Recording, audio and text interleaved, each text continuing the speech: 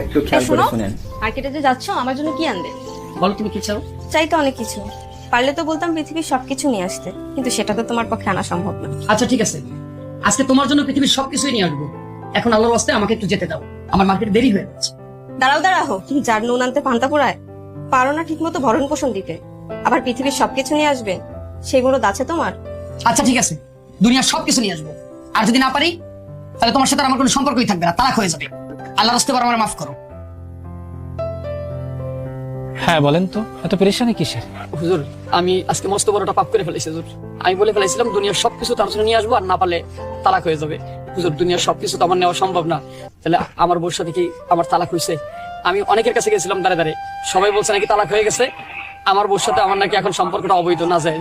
হুজুর, কোনো পথ না পাই আমি আপনার কাছে এসেছি হুজুর, আপনি আমার একটা মুক্তির উপায় বলে দেন।